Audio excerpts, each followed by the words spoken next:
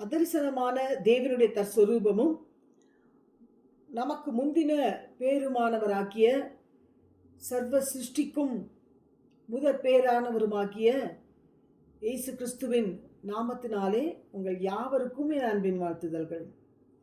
இந்த நாளிலே தியானத்துக்கென்று பவுல் அப்போஸ்தலன் கொலோசேயருக்காக சிறைச்சாலையிலிருந்து நிருபங்களை எழுதும் பொழுது அவர்களுக்காக ஜெபிக்கின்றதாக என்ன வார்த்தைகளை சொல்லி அவர் ஜெபிக்கின்றார் என்பதை மிகவும் நேர்த்தியாக சித்தரித்திருக்கின்றார்.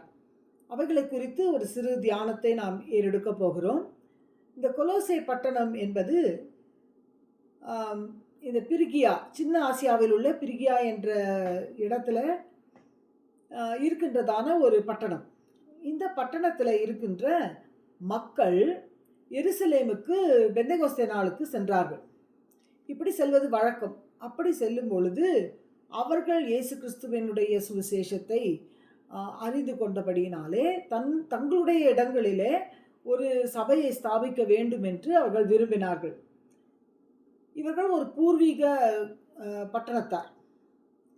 இவர்களுக்கு இந்த எருசலேமோடு ஐக்கியம் வந்ததினாலே இவர்கள் அந்த இடத்துல காணப்பட்டதான யூதர்களுடைய பழக்க வழக்கங்களையும் கிறிஸ்துவனுடைய அற்புத அடையாளங்களையும் எல்லாம் கேள்விப்படுகிறார்கள். இப்படி கேள்விப்பட்டு இவர்களுக்குள்ளாக தங்களுடைய பட்டணத்திலே, கொலோசே பட்டணத்திலே ஒரு சபை உருவாக்கப்பட வேண்டும் என்று வாஞ்சித்தபடினாலே அந்த இடத்திலே சபையை ஸ்தாபிக்கின்றார்கள். அதற்கு தலைமை பொறுப்பை எடுத்துக்கொண்டவர் எப்பாப்பிரோத்து. எப்பாப்பிரோத்து இந்த சுவிசேஷத்தை இவர்கள் மத்தியிலே அவர் சொல்லிக் கொடுத்து ஆரோக்கியமான ஒரு உபதேசத்திலே அவர்களை நடத்தி கொண்டு வருகிற பொழுது என்ன நடந்தது என்றால், சில ஊழியர்கள் வருவார்கள். சிலர் ஆண்டவருக்கு என்று ஊழியம் செய்ய வேண்டும் என்று வரும் பொழுது அவர்கள் என்ன செய்து விடுகிறார்கள் என்றால், ஒரு தவறான ஒரு உபதேசங்களை செய்து விடுகிறார்கள். அவர்கள் சொல்லுகிற உபதேசங்கள் என்னவென்றால், சிருஷ்டிப்பின் காலத்திலேயும் ஆதியிலே தேவனாகிய கர்த்தர் சிருஷ்டிக்கும் பொழுது அப்படி இல்லை என்றால் இடையிலே மீட்பு பணியிலே, அதாவது ரட்சிப்பு உண்டாகுகின்ற காலத்திலே இயேசு கிறிஸ்துவை இரட்சகராக மீட்பராக இந்த உலகத்துக்கு பிதா அனுப்பினது. இந்த பணிகளிலே தேவ தூதர்களுடைய பணி உண்டு என்று அவர்களுக்கு போதிக்கிறார்கள். நன்றாக கவனிக்க வேண்டும். இந்த தேவ தூதர்கள் பணிகள் மாத்திரமல்ல, இவர்கள் என்ன போதிக்கிறார்கள் என்றால், தேவ தூதர்கள் பணியிலே தேவ தூதர்களுடைய வல்லமைகளும் உண்டு, அவர்களுக்கும் சில சக்திகள் உண்டு என்று போதித்து, அதனாலே தேவ தூதர்களுக்கும் நாம் வணக்கத்தை செலுத்த வேண்டியவர்களாக இருக்கின்றோம் என்று போதிக்கின்றார்கள். ஆகையினாலே எப்பாப்பிராத்து மிகவும் வேதனை அடைந்து பவுலுக்கு இந்த விஷயங்களை பகிர்ந்து கொள்ளுகிறார். பவுலினிடத்தில் பவுல் சிறைச்சாலையிலே இருக்கிறார். சிறைச்சாலையிலே இருந்துதான் எபேசு நிருபத்தை எழுதுகிறார், பிலமோனுக்கு நிருபத்தை எழுதுகிறார். அப்பொழுது இந்த கொலோசே பட்டணத்தை குறித்து அவர் கேள்விப்பட்டு, ஆனால் கொலோசே பட்டணத்தை குறித்து முன்பதான ஒரு தியானத்திலே நாம் பார்த்தோம், எப்பாப்பிராத்து எந்த அளவுக்கு சத்தியத்தை அவர்களுக்கு போதித்து அவர்கள் எந்த அளவுக்கு ஆவியிலே ஜெபிக்கின்ற அன்பை வெளிப்படுத்துகின்றவர்களாக இருக்கின்றார்கள் என்பதை நாம் கவனித்தோம். இன்றைக்கும் நான் அந்த 3 குறிப்புகளை நான் உங்களிடத்திலே சொல்ல விரும்புகிறேன். இப்படி எப்பாப்பிராத்து அவர்களை குறித்து நற்செய்திகளையும் நற்காரியங்களை சொன்னாலும், இப்படிப்பட்ட போதனைகள் தங்களுடைய சபையிலே வருகிறதுனாலே ஒரு சிலர் அதனாலே இடரல் உண்டாகக்கூடிய அளவுக்கு அவர்களிடத்துல சில குணங்கள் அல்லது சில பேச்சுகள் காணப்படுகிறதை குறித்து எப்பாப்பிராத்து பேசியிருக்கிறார். ஸோ இவைகளை எல்லாம் மனதில் கொண்டு பவுல் அதிக பாரத்தோடு ஜெபிக்கின்றவராக காணப்படுகிறார். இதை தான் நாம் புரிந்து கொள்ள வேண்டும். பவுல் அப்போஸ்தலர் கொலோசே பட்டணத்துக்கு வந்து ஊழியம் செய்யவில்லை. ஆனால் கொலோசே பட்டணத்தாருக்கு இவருடைய ஜெபத்தையும் அந்த தேவனிடத்திலிருந்து தான் பெற்றுக்கொண்டதான பல ரகசியங்களையும் அவர்களுக்கு கற்றுத்தருவதற்காக இந்த நிருபத்தை எழுதுகிறார். இந்த இடத்துல சொல்லப்படுகிறது, இந்த கொலோசே பட்டணத்தார் எப்படிப்பட்டவர்கள் என்று பார்த்தோம் போன தியானத்திலே. 1வது அதிகாரம், கொலோசேயருக்கு எழுதின நிருபம் 1வது அதிகாரத்திலே நாம் ஒரு சில வசனங்களை உங்கள் மத்தியிலே வாசிக்கிறேன். அதாவது 3வது வசனம், கிறிஸ்து இயேசுவின் மேலுள்ள உங்கள் விசுவாசத்தையும் அப்போ இந்த கொலோசே பட்டணத்தார் கிறிஸ்து இயேசுவின் மேல விசுவாசமா இருக்கிறாங்க. அடுத்தது இவர்கள் பரிசுத்தவான்கள் எல்லார் மேலும் அன்பா இருக்கிறவர்களா இருக்கிறார்கள். உங்கள் அன்பையும் குறித்து நான் அப்ப எப்பாப்பிராத்து பவுலிடத்துல இவர்கள் இயேசு கிறிஸ்துவின் மேல் உள்ள விசுவாசத்தையும், இவர்கள் எல்லா பரிசுத்தவான்களையும் அன்போடு விசாரிக்கிறதிலேயும், அவர்களை குறித்து கனப்படுத்துகிறதிலேயும், அது மாத்திரமல்ல, எப்பாப்பிராத்துவும் தேவனிடத்திலிருந்து சில வெளிப்பாடுகளை, கொலோசே பட்டணத்தை குறித்த வெளிப்பாடுகளை பெற்றுக்கொண்டு இருக்கிறார். அதுதான் அந்த 4வது வசனத்திலே சொல்லப்பட்டிருக்கிறது. பரலோகத்தில் உங்களுக்காக வைத்திருக்கிற நம்பிக்கையின் நிமித்தம். பாருங்க, பரலோகத்துல கொலோசே பட்டணத்தை குறித்து ஒரு பெரிய நம்பிக்கை இருக்கிறதை எப்பாப்பிராத்து தரிசனத்திலே உணர்ந்து, தன்னுடைய வெளிப்பாடுகளிலே அனுபவித்து, அந்த விதத்திலே பரலோகம் கொலோசே பட்டணத்தை நம்பி இருக்கின்றதை குறித்த ஒரு பாரத்தை வைத்து அந்த இடத்துல இவர் ஊழியம் செய்கிறார். ஸோ அந்த மக்களுக்கு அவர் ஊழியம் செய்யும் பொழுது, அந்த பட்டணத்திலே மற்றவர்கள் அந்த சலனங்களை ஏற்படுத்தும் பொழுது, அதாவது பட்டணத்தாரை, அந்த விசுவாச குடும்பத்தார்களை தூதர்களை வணங்கக்கூடிய எண்ணங்களுக்குள்ளே வழி நடத்தும் பொழுது இவர் வேதனைப்படுகிறார். இவருடைய ஊழியங்கள் எல்லாம் வீணாய் போய்விடுமோ என்று கவலைப்படுகிறார். ஆகையினாலே பவுல் இதற்கு எழும்பி, நன்றாக கவனிக்கணும், இந்த 4 அதிகாரங்களை நீங்கள் படிக்கும் பொழுது அவர் அந்த ஊழியர்களை குறித்து எந்த விதத்திலும் குறை சொல்லவில்லை. அவர் பவுல் அப்போஸ்தலன் சொல்லுகின்ற காரியம் பரலோகத்தின் காரியங்களையும் விசுவாசிகளையும் பேசுகிறார். மற்ற சூழ்நிலைகளையோ பிரச்சனைகளையோ மற்ற காரியங்களையோ அலசாமல் இவர் ஞானம் உள்ளவராய் தேவனுடைய சமூகத்திலே தன்னை நிறுத்தி கொண்டு, அப்படி என்றால் ஒரு மனிதன் ஜெபிக்கின்றவனாக இருக்கும் பொழுது, ஒரு விசுவாச கூட்டத்தாரை பரிசுத்தவான்களுக்காக தேவனிடத்தில் பரிந்து மன்றாடும் பொழுது நம்முடைய மனநிலைமை எப்படி இருக்க வேண்டும் என்பதை போன வாரத்திலே பார்த்தோம். இந்த நாளிலே நாம் பார்க்கிறோம், இந்த இடத்திலே எவ்வாறு பவுல் ஜெபிக்கின்றார், அவருடைய ஜெபம் எவ்வளவு முக்கியமானது என்பதை நாம் இந்த இடத்திலே நிதானிக்க வேண்டியவர்களாக இருக்கிறோம். இந்த நிருபங்களை அவர் எழுதி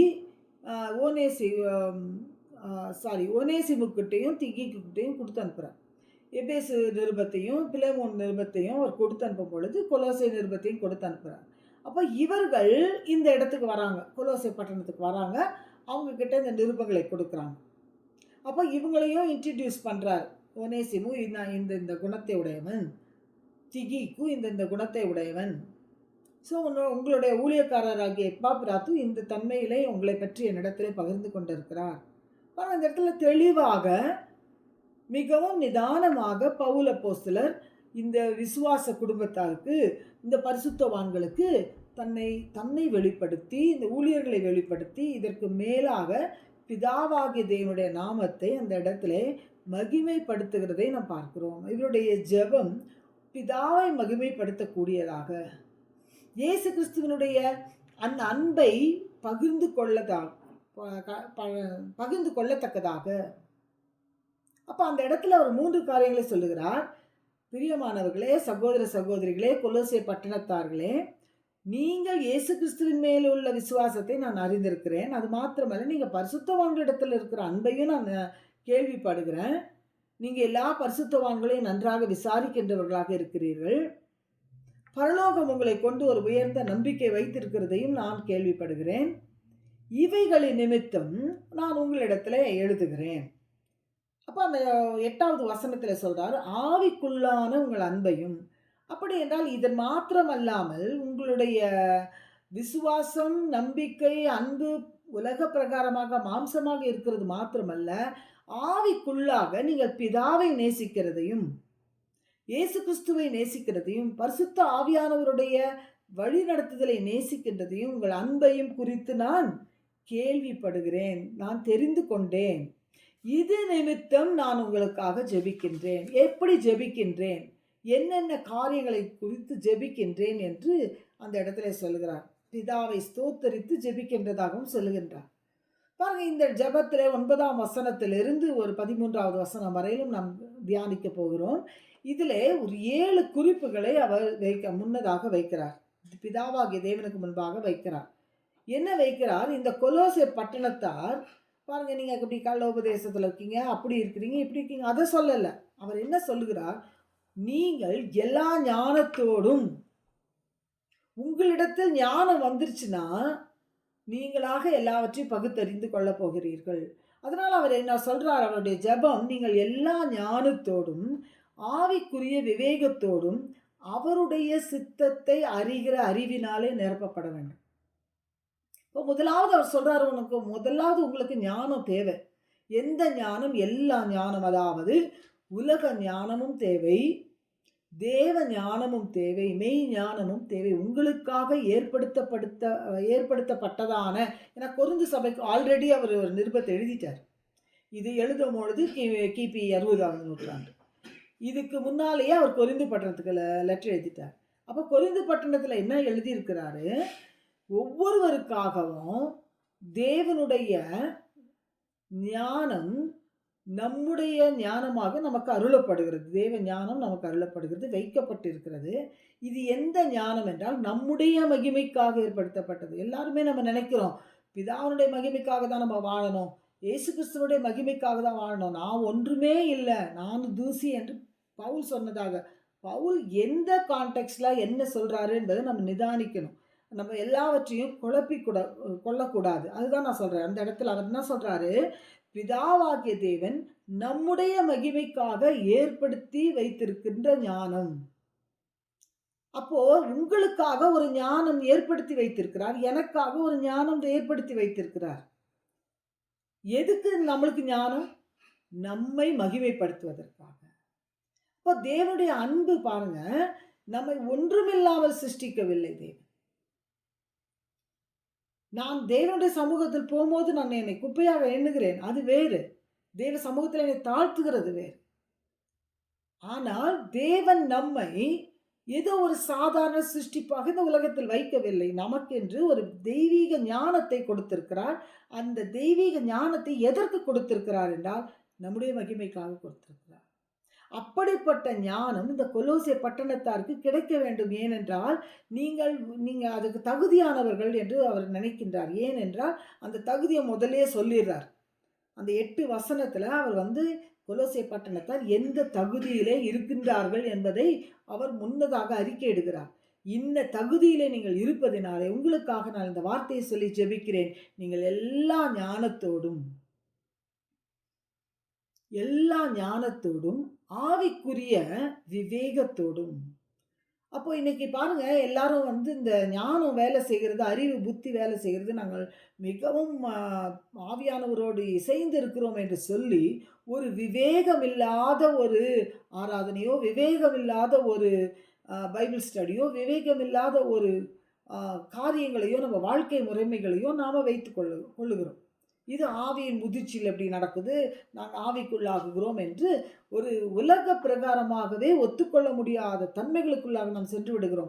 இதை நாம் செக் பண்ணி கொள்ள வேண்டும். ஆவிக்குரிய விவேகம் நம்மிடத்தில் காணப்பட வேண்டும் என்று நாம் ஜெபிக்க வேண்டியவர்களாக இருக்கிறோம். அடுத்தது அவர் சொல்றாரு, அவருடைய சித்தத்தை அறிகிற அறிவினாலே நிரப்பப்பட வேண்டும். ஏன் அவருடைய சித்தத்தை அறிந்து கொள்ள வேண்டும்? பாருங்க, நீங்க யார்கிட்ட ஜெபிக்கிறீங்க? சரி, எல்லாரும் இன்னைக்கு சொல்றாங்க, எல்லாரும் நம்மளுடைய அப்பா கிட்ட தானே நம்ம ஜெபிக்கிறோம், அப்பா கிட்ட நம்ம எப்படி வேணாலும் பேசலாம் இல்லையா, பேசலாம், தவறு கிடையாது. ஆனால் உன்னுடைய அப்பா யார்? நீ யாரு? உன்னுடைய அப்பா யார்? ஒரு பிரைம் மினிஸ்டரோட பையன் நீங்க, ஒரு பிரசிடென்ட்டோட பையன், அல்லது ஒரு ராஜாவுடைய பையன், ஒரு ராஜாவுடைய பையன். எந்த விதத்துல நீங்க ஒரு கோர்ட்ல போய் பேசுவீங்க, அல்லது எந்த விதத்துல ஒரு வீட்டுல பேசுவீங்க? அப்போ நீங்க பேசுகிற இடம், பேசுகிற உறவு, பேசுகிற காரியங்கள் வித்தியாசப்படுகிறது. அதை நீங்கள் யோசிக்க வேண்டும். அப்பாவினிடத்தில் தான் பேசுகிறீர்கள். அப்பா எந்த ஸ்தானத்துல உட்கார்ந்து இருக்கிறாரோ அந்த இடத்துல நீங்க எதுக்காக போறீங்களோ அப்படி பேசுங்க. எந்த ரீசனுக்காக பேசுறீங்க? ஸோ நீங்க தேவாதி தேவனை அவரை அப்பா பிதாவே என்று கூப்பிட பண்ணுகிற புத்திர சுவிகாரத்தின் அதிகாரத்தில் போகிறீர்கள். நம்ம சாதாரண ஒரு சிருஷ்டிப்பு என்று வைத்துக் கொள்ளுங்க. ஒவ்வொரு சிருஷ்டிப்பு அதிலே ஒரு உயர்ந்த சிருஷ்டிப்புல தான் நிற்கிறோம். அந்த ஸ்டாண்டர்ட்ல அந்த ஸ்டேட்டஸ்ல நம்ம ஒரு ஹைரார்க்கியை பார்த்து பேசுகிறோம். சிருஷ்டி கர்த்தரை நோக்கி பார்க்கிறோம். அவர் அப்பா பிதாவே என்ற உறவை நமக்கு கொடுத்து நம்மை வழிநடத்தி உருவாக்கி கொண்டிருக்கின்றார். நாம் ஜெபிக்கின்ற நமக்கு தேவையான காரியங்களுக்கு நாம் எப்படி ஜெபிக்கின்றோம்? ராஜ்யத்தின் தன்மைகளுக்காக எப்படி ஜெபிக்கின்றோம்? வீட்டிற்குள்ளே அறையிலே பேசுகின்ற விதமும் வெளியே பேசுகின்ற விதமும் வித்தியாசப்பட வேண்டும். பாருங்க, அதுதான் இந்த இடத்துல சொல்றார். ஆவிக்குரிய விவேகம் மாத்திரமில்ல, அவருடைய சித்தத்தை அறிகிற அறிவினாலே நிரப்பப்படவும் சகலவித நற்கிரியைகளுமாகிய கனிகளை தந்து. இந்த சகலவித நற்கிரியைகளுமாகிய கனிகள், அந்த நற்கிரியை என்பது கனிகளாக சொல்லப்பட்டிருக்கிறது. அப்ப இது சகலவிதமான கனிகள். இந்த சகலவித கனிகள் என்று பார்க்கும் பொழுது ஏதேன் தோட்டத்தில் இந்த சகலவிதமான கனிகளை பிதாவாகிய தேவன் ஆதாமுக்கு கொடுத்திருக்கிறார். நீ எல்லா சகலவிதமான கனிகள் உனக்கு இருக்கிறது, நீ இதை சாப்பிடலாம். இதை மாத்திரம்தான் சாப்பிடாதுன்னு சொன்னார், நன்மை தீமையா. மற்றபடி எல்லா சகலவித கனிகளையும் சாப்பிடுங்க. சகல விதமான விருட்சங்களின் கனிகள். அந்த கனிகள் அன்னைக்கு ஆதாம் சாப்பிட்டிருந்தா நற்கிரியைகள் தானாக வந்திருக்கும், சுபாவங்கள் வந்திருக்கும். இப்பொழுது சுபாவங்கள் எல்லாம் கெடுக்கப்பட்டது. ஏனென்றால் இந்த சகலவித கனிகளை, விருட்சங்களின் கனிகளை அவர்கள் சாப்பிடுவதற்கு பதிலாக ஏதோ சாப்பிட்டு இருக்கிறார்கள். ஆனால் எதை சாப்பிட்டு விட்டார்கள்? நன்மை தீமை அறியத்தக்க கீழ்ப்படியாமல் சென்று விட்டபடியினாலே. அப்படி என்றால் இந்த இடத்துல இந்த கிரியைகளை கொடுப்பதற்கு, செய்ய காண்பிப்பதற்கு நம்மிடத்துல இருக்கின்றதான சுபாவங்கள் மாற்றப்பட்டு, இந்த கிரியைகள் மாற்றப்பட்டு நற்கிரியைகளாக நம்மிடத்திலிருந்து வெளிப்பட வேண்டும். இந்த நற்கிரியைகள் என்பது என்னுடைய கொள்கையின்படி அல்ல. இந்த சகலவித நற்கிரியைகள் என்பது ஒரு கனிகள். இவைகளை நான் தர வேண்டும் என்றால் இதனுடைய சுபாவங்கள், இதனுடைய தன்மைகள் எல்லாம் இந்த விசுவாச குடும்பத்தாருக்குள்ளே மாறுதல்கள் உண்டாக வேண்டும். நம்முடைய பிள்ளைகளுக்குள்ளே மாறுதல்கள் உண்டாக வேண்டும். ஏனென்றால் நம்முடைய பிள்ளைகள் கற்பத்திலே பிறக்கும் பொழுது பாவத்தில் கற்பந்தரித்து பிறக்கிறார்கள் என்று வேதவசனம் சொல்லுகிறது. அப்படித்தான் நாமும் கவனிக்கின்றோம். எந்த குழந்தைக்கும் போய் நீ போய் சொல்லு, திருடுன்னு யாரும் எந்த பெற்றோர்கள் சொல்லி தருவதெல்லாம் நான் தானாக அந்த சுய தன்மையிலே அந்த பிள்ளைகள் தவறுகளை செய்து கொண்டே வருகிறார்கள். நாம் குழந்தையிலிருந்தே அந்த பிள்ளைகளுக்கு இவைகள் இல்லை, இது தப்பு, இது தவறு, இப்படி நீ நடந்துக்கணும், அவ்வாறு நடந்து கொள்ள வேண்டும் என்று பெற்றோர்கள் நல்ல ஒரு என்வாயன்மெண்ட்டில் என்ன பண்ணி கொண்டு இருக்கிறோம் என்றால் அவர்களை போதித்து நடத்தி கொண்டு வருகிறோம். நாம் அவர்களை போதித்து நடத்தவில்லை என்றால் இவர்கள் தான் தோன்றித்தனமாக திரிவார்கள். பிள்ளைகளுடைய வழி விலகல்கள் பெரிதாயிருக்கும். அவர்களுக்கு இது நல்லது கெட்டது என்பதை எல்லாம் யார் சொல்லி தருகிறது? நல்ல ஒரு என்வாயன்மெண்ட் குடும்பத்திற்குள்ளே வைத்து அந்த என்வாயன்மெண்ட்ல ஆரோக்கியமாக அந்த பிள்ளைகளுக்கு ஒவ்வொன்றாக கற்று பழக்க வழக்கங்களை உண்டு பண்ணி தருவது பெற்றோருடைய கடமையாயிருக்கிறது. ஸோ இவைகளை எல்லாம் நாம் கருத்தாய் செய்வதற்கு பழகி கொண்டு வருகிறோம். இந்த சுபாவங்கள் மாற்றப்படுவதற்கு இந்த போதனைகள் அவசியமாயிருக்கிறது. இந்த போதனைகள் மாத்திரமல்ல, இந்த தன்மைகளுக்குள்ளாக தேவனுடைய காரியங்கள் நிறைவேற வேண்டியதாயிருக்கிறது. அதற்கு தான் நாம் ஜெபிக்கின்றவர்களாக இருக்கிறோம். அதனால்தான் பவுலும் ஜெபிக்கின்றார். நீங்கள் சகலவித நற்கிரைகளுமாகிய கனிகளை தந்து, அடுத்தது தேவனை அறிகிற அறிவில் விருத்தி அடைந்து. அப்போ தேவனுடைய சித்தத்தை அறிகிற அறிவு ஒன்று, தேவனையே அறிகிற அறிவு ஒன்று. இந்த அறிகிற அறிவு நமக்குள்ளாக விருத்தி உண்டாக வேண்டும். பக்தி விருத்திக்கு ஏதுவான நல்ல வார்த்தைகளையே பேசுங்க. அப்படி என்றால் நம்முடைய வாழ்க்கைக்குள்ளாக, நம்முடைய தன்மைகளுக்குள்ளாக இந்த விருத்தி உண்டாகி கர்த்தருக்கு பிரியம் உண்டாக. பாருங்க, முதலாவது நாம என்ன பார்த்தோம்? எல்லா ஞானத்தோடு வளர்ச்சி அடைய ஜெபிக்கிறோம், ஞானத்துக்காக ஜெபிக்கிறோம். அடுத்தது எல்லா ஆவிக்குரிய விவேகத்துக்கு ஜெபிக்கிற 2வது பாயிண்ட். 3வது தேவனுடைய சித்தத்தை அறிகிற அறிவு, அதில் நிரம்பணும்னு ஜெபிக்கிறோம். 4வது சகலவித நற்கிரிகளும் ஆகிய கனிகளை தர்றதுக்கு ஜெபிக்கிறோம். 5வது தேவனுடைய அறிகிற அறிவில். ஏன்னா அவருடைய அறிகிற அறிவில் தான் நமக்கு என்ன உண்டு? நித்திய ஜீவன் உண்டு.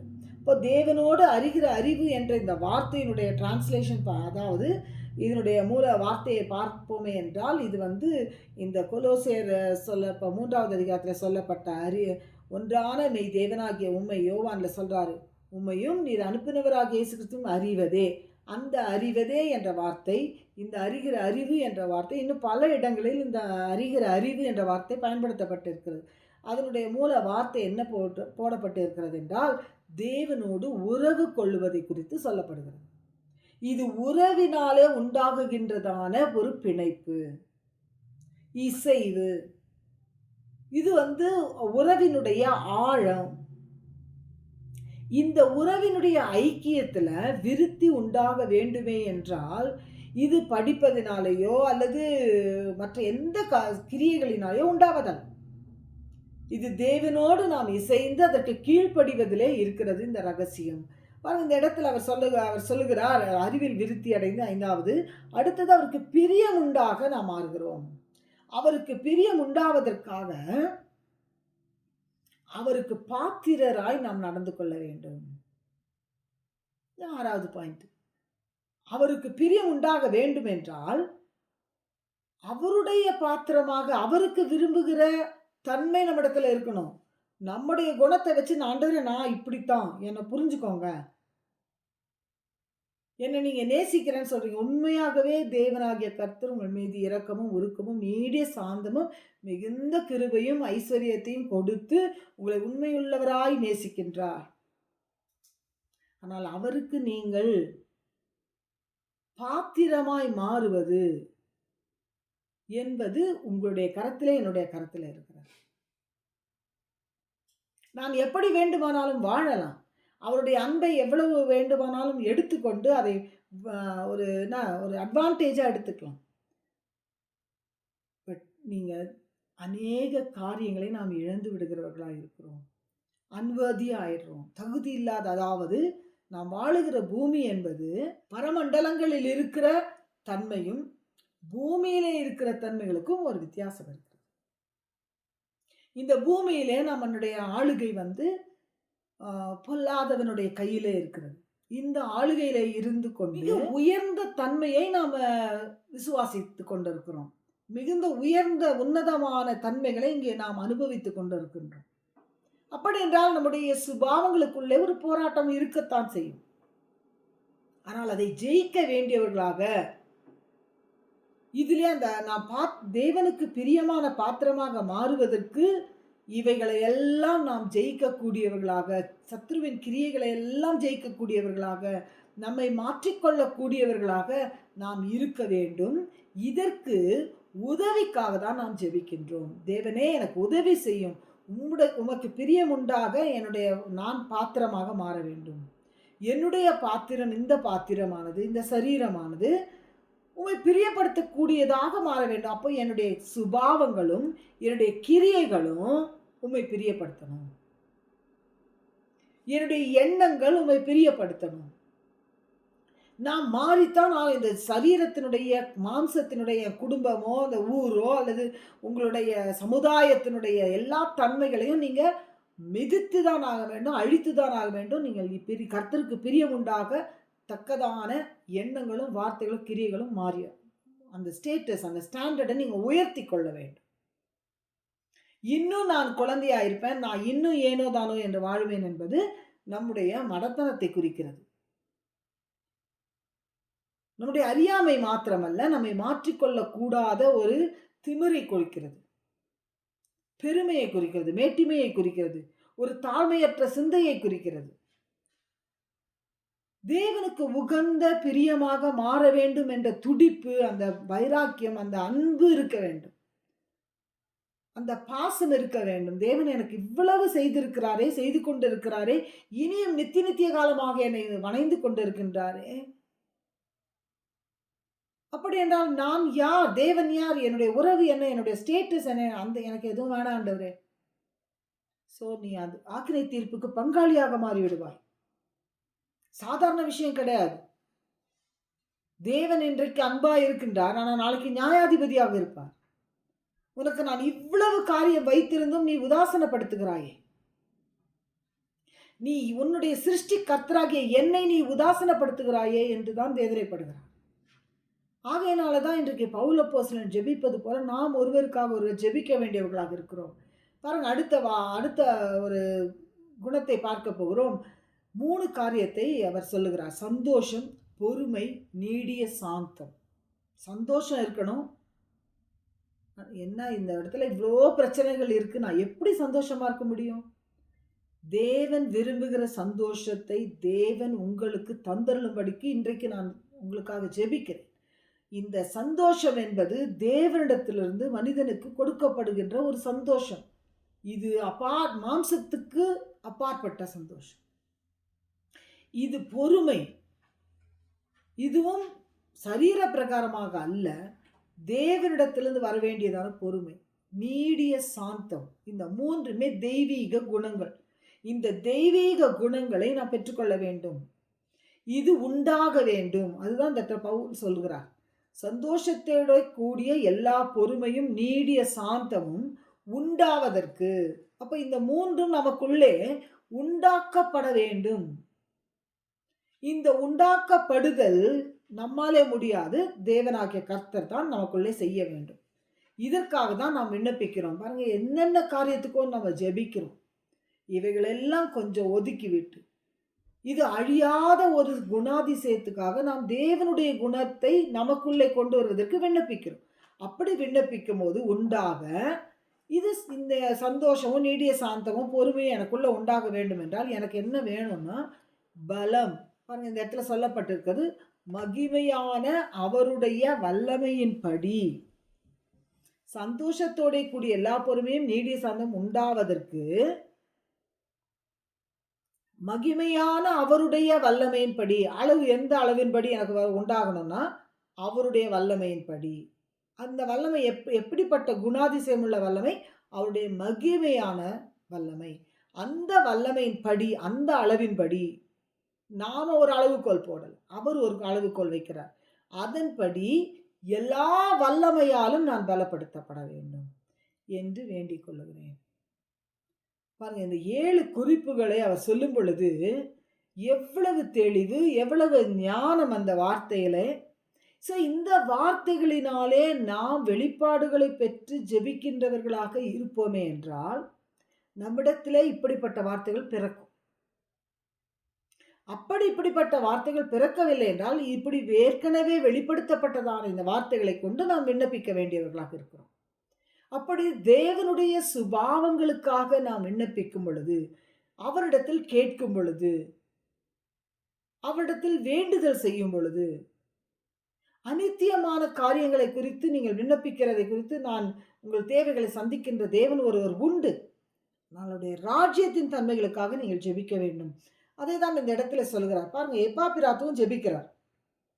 இதே கொலோசை பட்டணத்துல அவருடைய சபைக்காக இந்த கொலோசேயருக்கு எழுதின நிருபம் 3வது அதிகாரம் 12வது வசனத்திலே எப்பாப்பிராத்து ஜெபிக்கிறார். அவர் என்ன சொல்றாருன்னா, நீங்கள் கொலோசை பட்டணத்தாராகிய நீங்கள் தேவனுக்கு சித்தமானவைகள் எல்லாவற்றிலும் தேறினவர்களாய் இருக்கணும், பூரண நிச்சயமுடையவர்களாய் இருக்கணும், நிலை நிற்கணும்.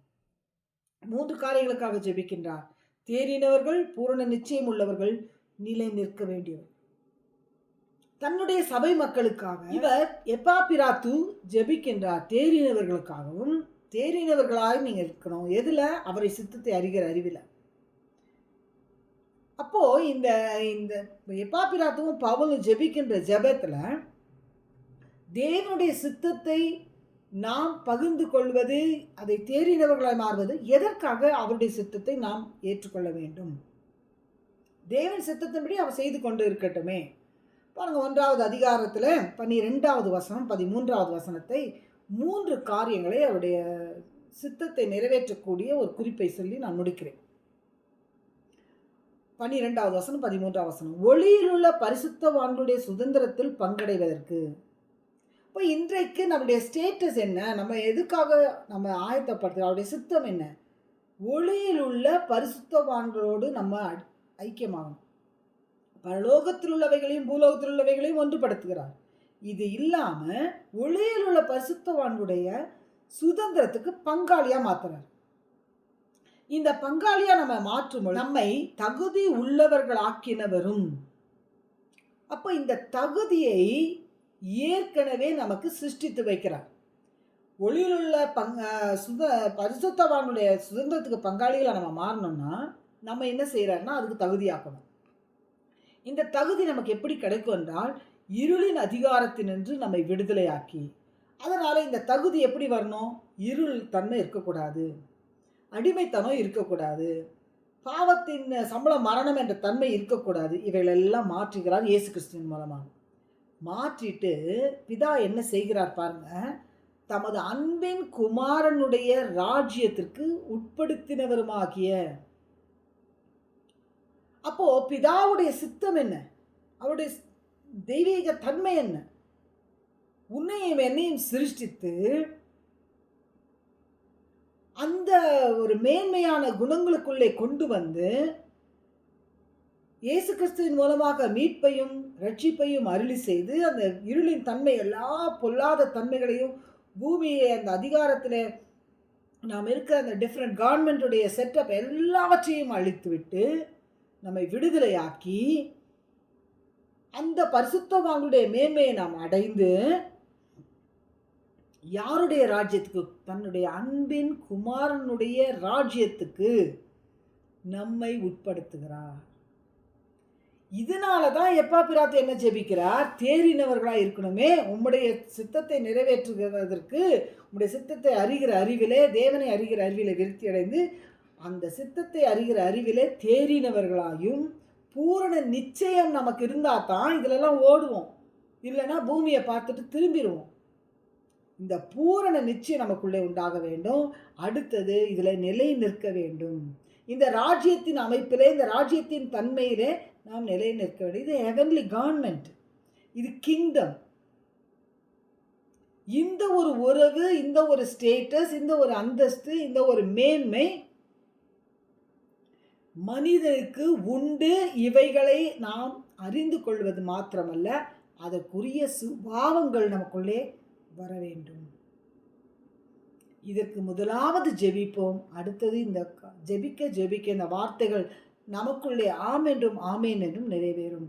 கர்த்தர் தாமே உங்கள் ஒவ்வொருவரையும் அவருடைய ராஜ்யத்தின் தன்மைகளுக்கு உட்படுத்தத்தக்கதாக என்னுடைய ஜெபங்களும் ஆசீர்வாதங்களும் உங்களுக்கு உண்டு என்று சொல்லி வாழ்த்தி முடிக்கிறேன்.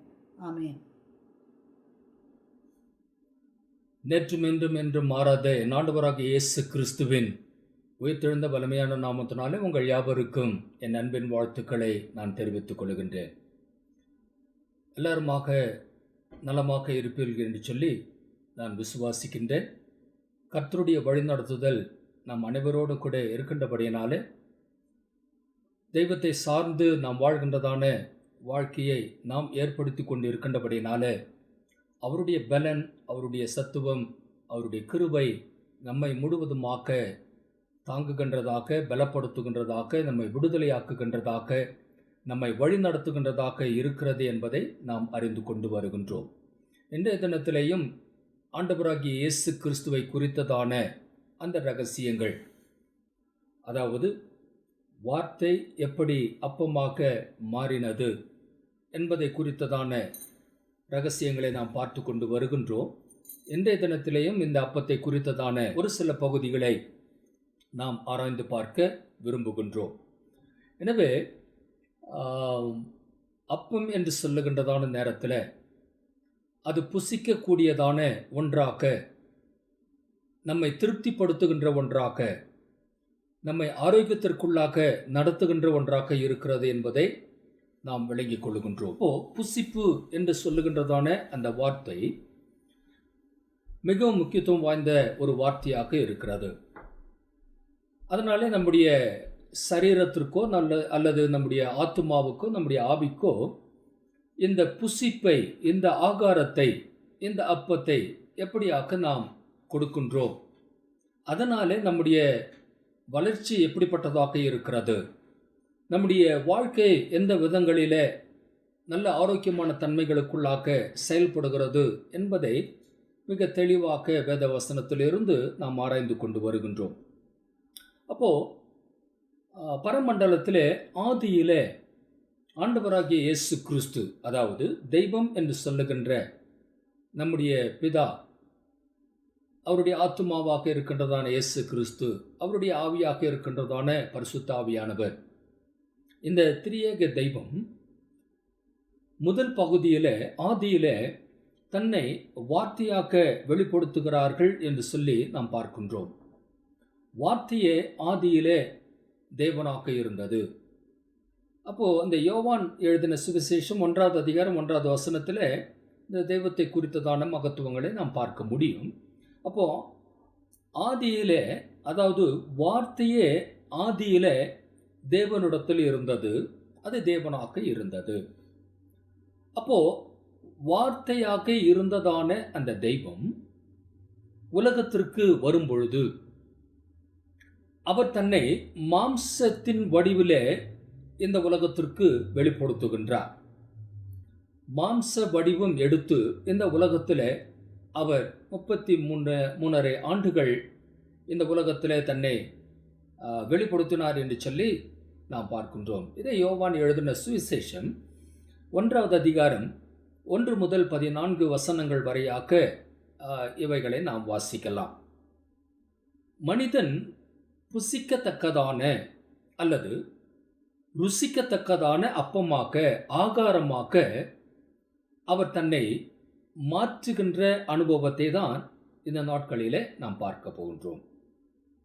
மாம்சமாக வந்த ஆண்டவராகிய இயேசு கிறிஸ்து, அதாவது வார்த்தையாக இருந்த இயேசு கிறிஸ்து மாம்சமாக இந்த உலகத்தில் வெளிப்படுத்தின பொழுது அந்த மாம்சத்தை நாம் ஆகாரமாக உட்கொள்ள வேண்டும் என்ற அந்த உயர்ந்த நோக்கத்தை நமக்கு வெளிப்படுத்துவதற்காக தன்னை ஆகாரமாக மாற்றின காரியத்தை இந்த நாட்களில் நாம் பார்க்க போகின்றோம். யோவான் எழுதின சுவிசேஷம் 6வது அதிகாரம் 48, 49, 50 வசனங்களிலே ஆண்டவராகிய இயேசு கிறிஸ்து சொல்லுகின்றார், ஜீவ அப்பம் நானே.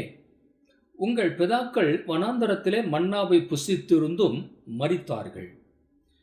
இதிலே புசிக்கிறவன் மறியாமல் இருக்கும்படி வானத்தில் இருந்து இறங்கின அப்பம் இதுவே என்று ஆண்டவராகிய இயேசு கிறிஸ்து தன்னை குறித்து வெளிப்படுத்துகிறதை நாம் பார்க்க முடிகிறது.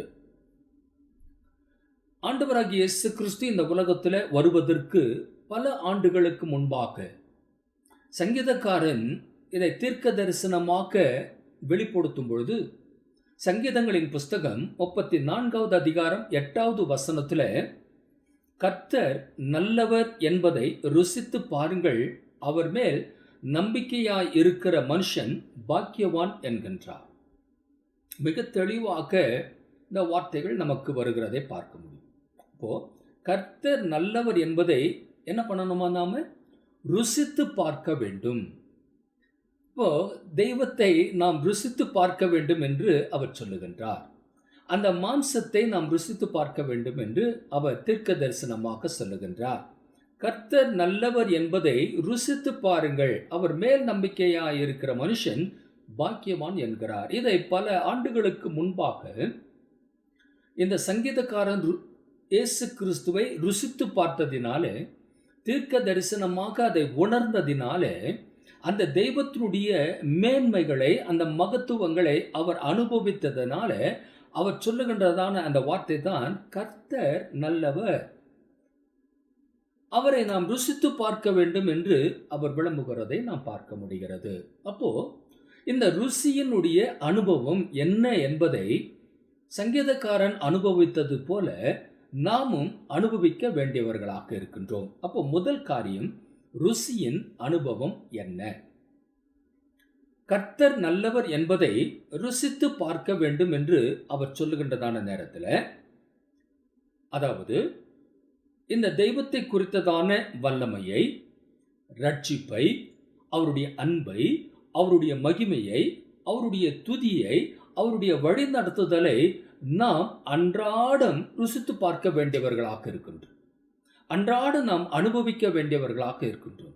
இந்த தெய்வத்தினுடைய மேன்மைகளை நாம் அனுபவிக்க அது நமக்கு பலத்த ஒரு ருசியை ஆகாரமாக அது நமக்கு உள்ளே நுழைந்து நம்முடைய சரீரத்திற்கு உரியதான அல்லது ஆத்துமா ஆவிக்கு உரியதான அந்த உணவை நாம் அனுபவிக்கக்கூடியவர்களாக இருப்போம் என்பதை தான் இந்த வார்த்தைகள் நமக்கு சொல்லுகிறது. அப்போ இந்த தெய்வத்தை நாம் ருசித்து பார்க்க வேண்டுமானால் அதனுடைய முதல் அனுபவமே அதிகாலையில் கிறிஸ்துவோடு கூட நாம் பேச வேண்டியவர்களாக காணப்படுகின்றோம்.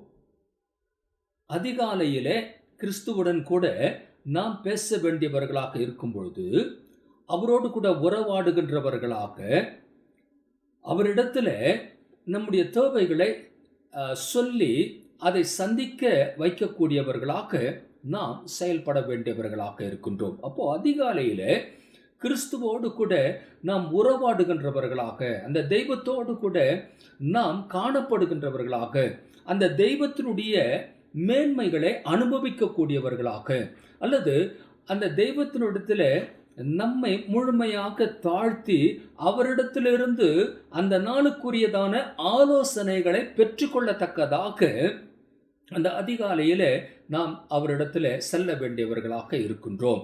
அப்போ அந்த அதிகாலையிலே அந்த ஆலோசனைகளை நாம் கேட்கும் பொழுது தெய்வம் அருமையாக நம்மோடு கூட பேசுகின்றவராக இருப்பார், நம்மை உணர்த்துகின்றவராக இருப்பார், நாம் செய்ய வேண்டியதான காரியங்களை நமக்கு சொல்லிக் கொடுக்கின்றவராக இருப்பார்.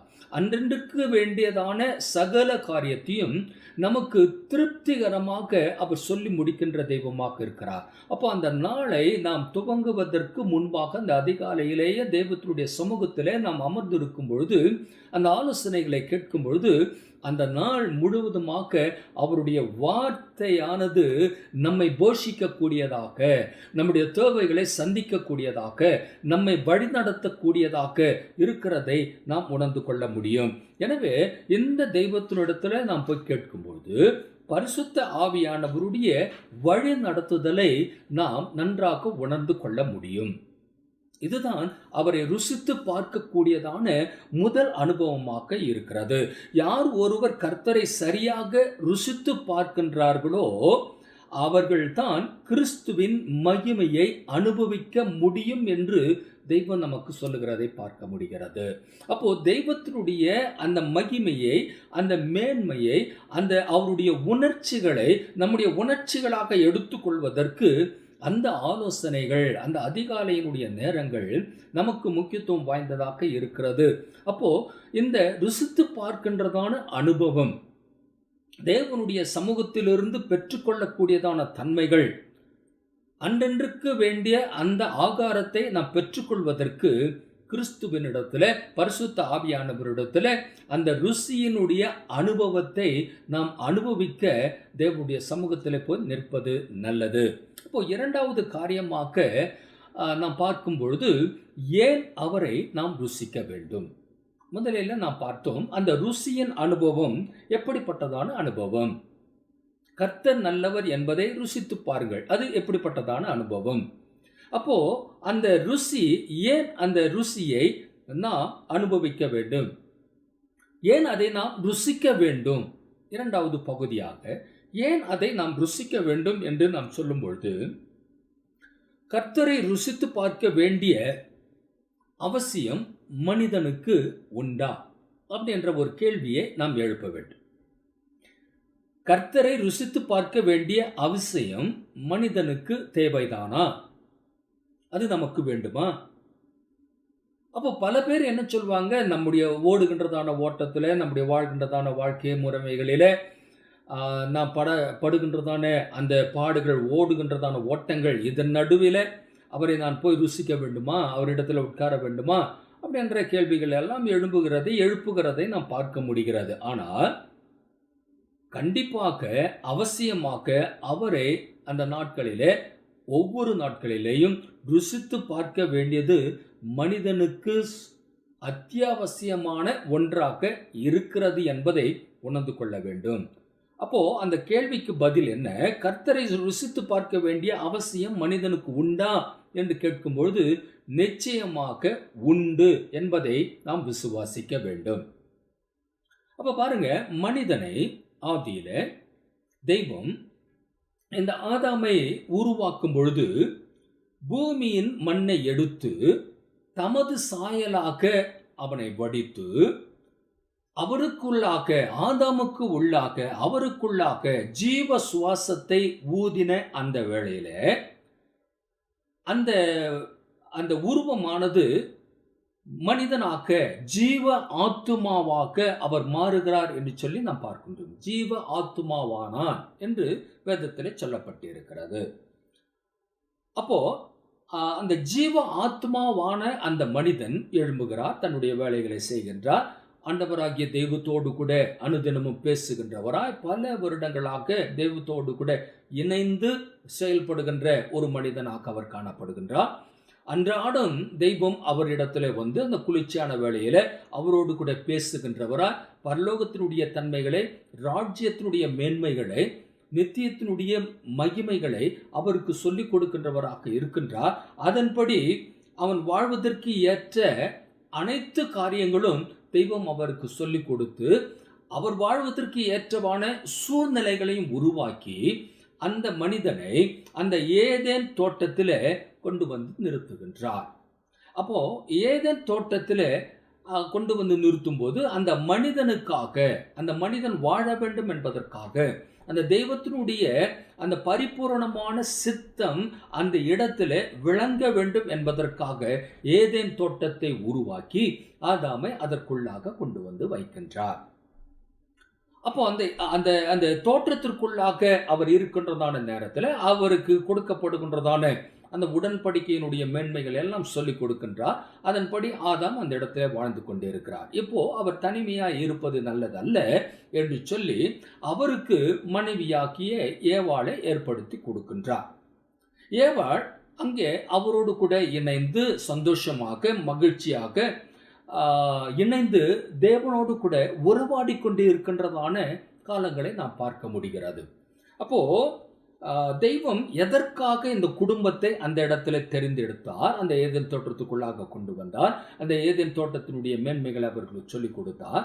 அவர்கள் பரிசுத்தமுள்ள சந்ததியை இந்த உலகத்துல கொண்டு வர வேண்டும் என்பதற்காக தெய்வம் அந்த குடும்பத்தை அந்த இடத்துல ஏற்படுத்துகின்றார்.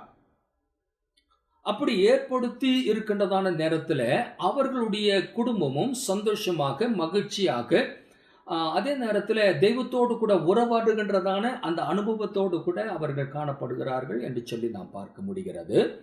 அப்போ அவர்கள் புசிப்பதற்கென்று தேவையான சகல பழங்களும் அந்த தோட்டத்திலே அவர்களுக்காக தெய்வம் சிருஷ்டித்து வைத்திருக்கின்றார். அதை அவர்கள் அனுபவித்து வந்தார்கள், அதை அன்றாடம் அவர்கள் அனுபவித்தார்கள்.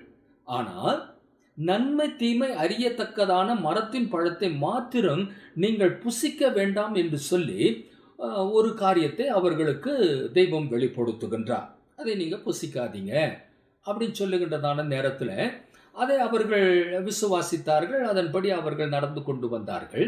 ஆனால் பிற்காலத்தில் கொஞ்ச காலங்களுக்கு பின்னாக, எத்தனை காலம் என்று நமக்கு சரியாக தெரியாது, ஆனால் அந்த நித்தியமான வாழ்க்கையினுடைய மேன்மையை குலைப்பதற்காக நடந்த சம்பவம் என்ன என்று நாம் பார்க்கும்பொழுது, சோதனையானது இந்த புசிப்பிலே வந்து நுழைகிறதை நாம் பார்க்க முடியும். அந்த புசிக்கின்றதான ஒரு அனுபவத்தில் சோதனை உள்ளே நுழைகின்றது. அப்போ இந்த சோதனை உள்ளே நுழையும் பொழுது அந்த இடத்துல நடந்ததான காரியம் என்ன என்று நாம் பார்க்கும்போது, ஆதியாகமம் 1வது அதிகாரத்தில் அந்த அந்த அதிகாரத்தை நாம் ஆராய்ந்து பார்க்கின்றதான வேளையில விளக்கப்பட்டிருந்ததான பழத்தை அவர்கள் புசித்ததினால், தெய்வம் புசிக்க வேண்டாம் என்று சொல்லி இருந்ததான அந்த பழத்தை அவர்கள் புசித்ததினால் அந்த சோதனையை அவர்களால் மேற்கொள்ள முடியாமல் போய்விட்டபடினால் அவர்களுக்கு நடந்ததான காரியம் என்ன? விளக்கப்பட்டிருந்ததான பழத்தை அவர்கள் புசித்து விட்டபடியினாலே அந்த கீழ்ப்படியாமை என்று சொல்லுகின்றதான அனுபவத்திற்குள்ளாக அவர்கள் போய்விட்டார்கள். தேவனுடைய வார்த்தையை மீறுகின்றதான அனுபவத்திற்குள்ளாக அவர்கள் கடந்து போய்விட்டார்கள். தெய்வத்தோடு கூட இணைந்து செயல்படுகின்றதான அந்த உறவை அவர்கள் இழந்து விட்டார்கள். தெய்வத்தினுடைய அந்த மகத்துவமான அந்த தன்மையை அவர்கள் மறுதலித்து விட்டார்கள். புசிக்க வேண்டாம் என்று சொன்னதான அந்த கனியை அவர்கள் புசித்ததினாலே, சோதனைகள் அவர்களுக்குள்ளாக வந்ததினாலே, அந்த புசிப்பினாலே அவர்களுக்குள்ளாக பாவம் உள்ளே நுழைகிறதை நாம் பார்க்க முடிகிறது. உண்மைதானே? பாவம் அவர்களுக்கு உள்ளே எப்படி நுழைந்தது? புசிப்பினாலே உள்ளே நுழைந்தது. அப்போ அக்கிரமமும் மீறுதலும் பாவமும் புசிக்க கூடாது என்று சொல்லப்பட்டதான கனியை அவர்கள் புசித்ததினாலே அவர்களுக்குள்ளாக இந்த மூன்றும் உள்ளே நுழைந்தது. அப்போ உலகத்தில் பாவம் நுழைய காரணமாக இருந்தது எது என்று நாம் பார்க்கும் பொழுது, பழத்தை ருசித்ததான ஒரு காரியம் சொல்லப்படுகிறது.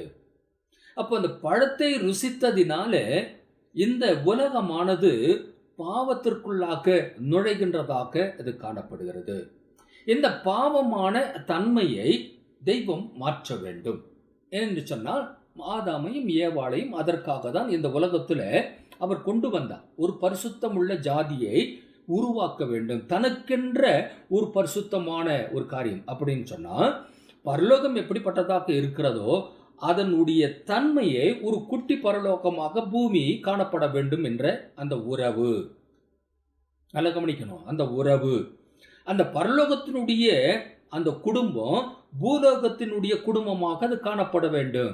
அந்த பரலோகத்தினுடைய உறவு பூலோகத்தினுடைய உறவாக காணப்பட வேண்டும். அப்ப பரலோகத்திற்கு சொந்தக்காரராக இருக்கின்றதான தெய்வம் பூலோகத்திற்கு சொந்தக்காரராக பூமியை இந்த பரிசுத்தம் உள்ள சந்ததிகள் காணப்படத்தக்கதாக இதை உருவாக்க வேண்டும், சிருஷ்டிக்க வேண்டும் என்று விரும்பினபடியினாலே தான் இந்த குடும்பத்தை கொண்டு வந்தார்.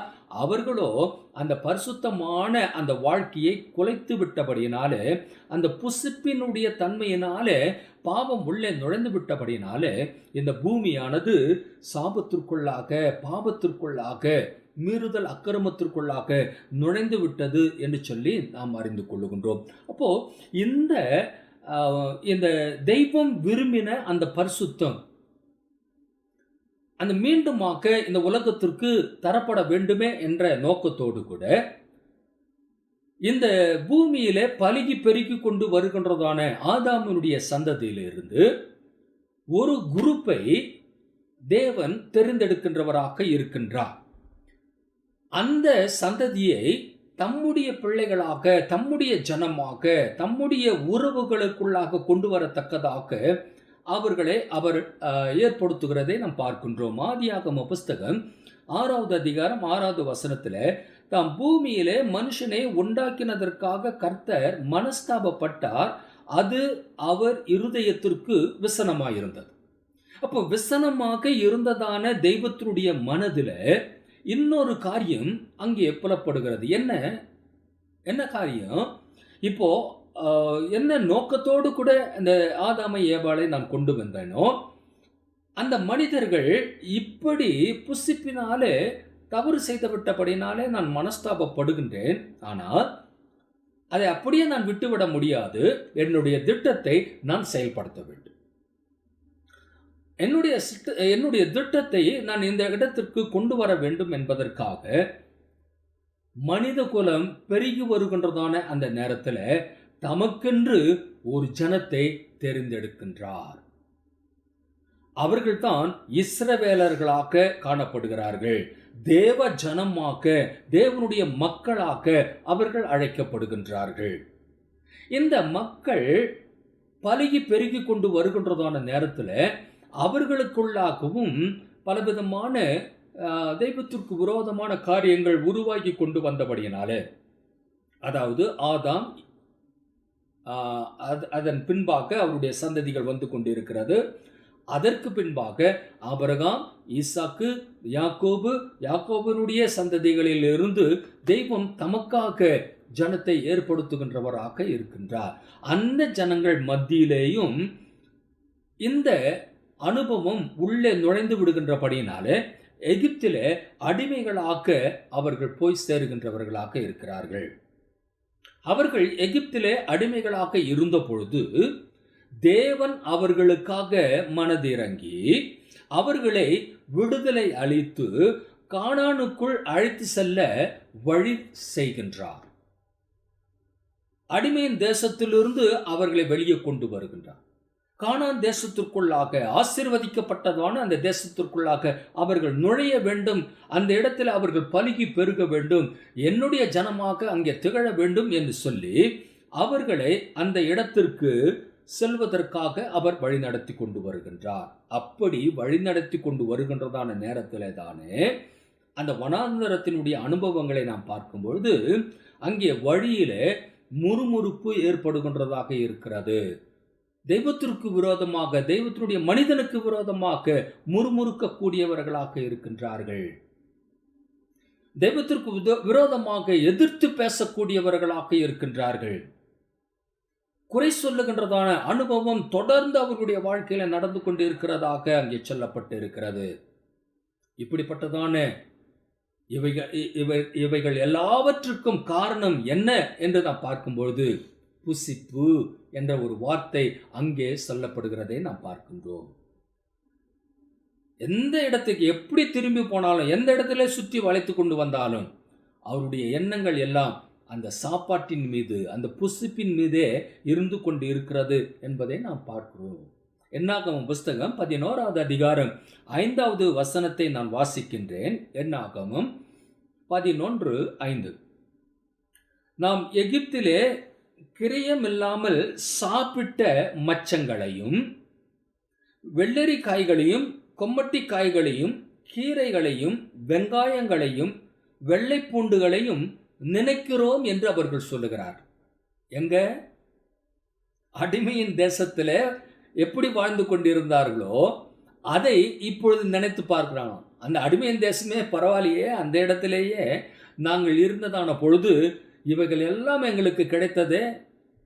அப்போ அந்த புசிப்புக்கு, அந்த ஆகாரத்தின் மீது அவருடைய கவனம் எப்படி போய் கொண்டிருக்கிறது என்று பாருங்கள். அதை காட்டிலும் மேலான ஒரு அனுபவத்தை தேவன் அவர்களுக்கு தருகின்றவராக இருந்தார், தந்து கொண்டு இருந்தார். ஆனால் அவைகளை அவர்கள் நினைக்கல. அவர்கள் அந்த கிரியமில்லாமல் சாப்பிட்ட மச்சங்களையும், அடிமைத்தனத்தில் கிரியமில்லாமல் சாப்பிட்ட மச்சங்களையும் வெள்ளரி காய்களையும் கொம்மட்டி காய்களையும் கீரைகளையும் வெங்காயங்களையும் வெள்ளப்பூண்டுகளையும் நினைக்கிறோம் என்று அவர்கள் சொல்லுகிறார்கள். அப்போ பழைய வாழ்க்கையை நினைத்து பார்க்கின்றதான அனுபவம். புதிய வாழ்க்கையினுடைய தன்மைகளை அவர்கள் ருசித்து பார்க்க இடம் கொடுக்கல, ருசித்து பார்க்க முடியாமல் இருக்கிறாங்க. இந்த புதிய வாழ்க்கையினுடைய அந்த தன்மைகளை அவங்க அனுபவிக்க முடியாமல் இருக்கிறாங்க. இதற்கெல்லாம் காரணம் என்ன என்று புரிகிறதா? இதனுடைய காரணத்தை கொஞ்சம் நாம் யோசித்து பார்த்தா எல்லாமே சாப்பாட்டின் மீது போய் நிற்கிறது, அந்த புசிப்பின் மீது போய் நிற்கிறது, அந்த ஆகாரத்தின் மீது போய் நிற்கிறது. தேவன் தருகின்றதான மகிமையான பாலும் தேனும் ஓடுகின்றதான அந்த கானானை விட்டு அடிமைத்தனத்தினுடைய அல்லது எகிப்தினுடைய வாழ்க்கையை நினைத்து கொண்டிருந்தனர். அதை நினைத்து பார்த்து பார்த்து முறுமுறுத்து கொண்டிருந்தனர். அந்த அடிமையின் தேசத்தில் வாழ்ந்ததான அந்த காரியத்தை எதிர்பார்த்து தெய்வத்திற்கு விரோதமாக அவர்கள் பேசுகின்றவர்களாக காணப்படுகிறார்கள். தெய்வத்திற்கு துரோகம் செய்கின்றவர்களாக, தெய்வத்தை குறை சொல்லுகின்றவர்களாக அவர்கள் அங்கே செயல்படுகிறார்கள் என்று சொல்லி நாம் பார்க்கின்றோம். அப்படி இருந்தும் தேவன் மனம் இறங்கி அவர்களுக்கு அந்த மண்ணான மனிதனை மாற்றுவதற்காக வானத்தின் மன்னாவாக்கிய அப்பத்தை அவர்களுக்கு கொடுக்கின்றவராக இருக்கின்றார். இந்த மண்ணான மனிதன் வானத்தின் அப்பத்தினாலே அவன் ஆசீர்வதிக்கப்பட வேண்டும். அடிமையினுடைய தனத்தையே நினைத்து நினைத்து இவன் அங்கலாய்த்து கொண்டு இருக்கிறானே, தூதர்கள் சாப்பிடுகின்றதான அப்பத்தை இந்த மண்ணான மனிதர்களுக்கு நான் தருகிறேன் என்று சொல்லி அந்த வானத்தின் அப்பத்தை, அந்த மன்னாவாக்கிய அப்பத்தை அவர்களுக்கு கொடுக்கின்றார். சங்கீதங்களின் புஸ்தகம் 78வது அதிகாரம் 25வது வசனத்தை பார்க்கலாம். சங்கீதம் 78:25. தூதர்களின் அப்பத்தை மனுஷன் சாப்பிட்டான், அவர்களுக்கு ஆகாரத்தை பூரணமாய் அனுப்பினார். கொஞ்சம் கூட குறையலைங்க. திருப்தியாக அவர்கள் புசிக்கும்படிக்காக. அதான் அவர் சொல்றார், ஆகாரத்தை பூரணமாய் அனுப்பினார். அப்போ அவர்கள் திருப்தி அடையத்தக்கதாக அவர்களுக்கு ஆகாரத்தை கொடுத்திருந்தோம். ஆனால் அதனை புசித்தும் மனிதன் திருப்தி அடையவோ அல்லது தெய்வத்திற்கு கீழ்ப்படியவோ இல்லாமல் அவன் இருக்கின்றான். தெய்வம் இவ்வளவு காரியத்தை செய்திருந்தோம், தெய்வத்திற்கு கீழ்ப்படியல, திருப்தி அடையல. அவன் தான் போகின்ற போக்கிலே போகின்றவனாக அவன் காணப்படுகின்றவனாக இருந்தான். தெய்வத்திற்கு மிகுந்த வருத்தம், மிகுந்த ஒரு வேதனை. ஆனா வானவரினுடைய திட்டம் என்ன என்று நாம் பார்க்கும் பொழுது, ஆண்டவராகிய இயேசு கிறிஸ்து தன்னையே இவர்களுக்கு அப்பமாக நான் கொடுக்கிறேன், என்னையே நான் அவர்களுக்கு புசிக்க கொடுக்கிறேன் என்று சொல்லி தன்னையே கொடுத்த அப்பமாக அவர் பூமிக்கு வருகின்றார். 4வது காரியமாக தன்னையே கொடுத்த அப்பமாக அவர் உலகத்திற்கு தன்னை வெளிப்படுத்துகிறார். மன்னாவை புசித்தும் மனிதன் மாறவோ திருந்தவோ இல்லை. அவர்கள் அப்படியே தான் இருந்தார். ஆனால் எவ்வளவுதான் அந்த பிரமாணங்களை அவர்கள் கற்றிருந்தாலும், தெய்வம் அவர்களுக்கு பலவிதமான அடையாளங்களை வெளிப்படுத்தியிருந்தார், அற்புதத்தின் ஊடாக நடத்தி கொண்டு வந்திருந்தார், வானத்தின் மன்னாவை திருப்திகரமாக அவர்களுக்கு கொடுத்திருந்தோம். அவருடைய வாழ்க்கையினுடைய முறைமைகளை நாம் பார்க்கும்பொழுது அவர்கள் திருப்தி அடையாததான ஒரு வாழ்க்கையை வாழ்ந்து கொண்டிருந்தார்கள் என்று சொல்லி நாம் பார்க்கிறோம். அவர்களுடைய உடம்பில ஏதேன் தோட்டத்தில் புசித்த பழத்தினுடைய சாரம் இருந்து கொண்டேதான் இருந்தது.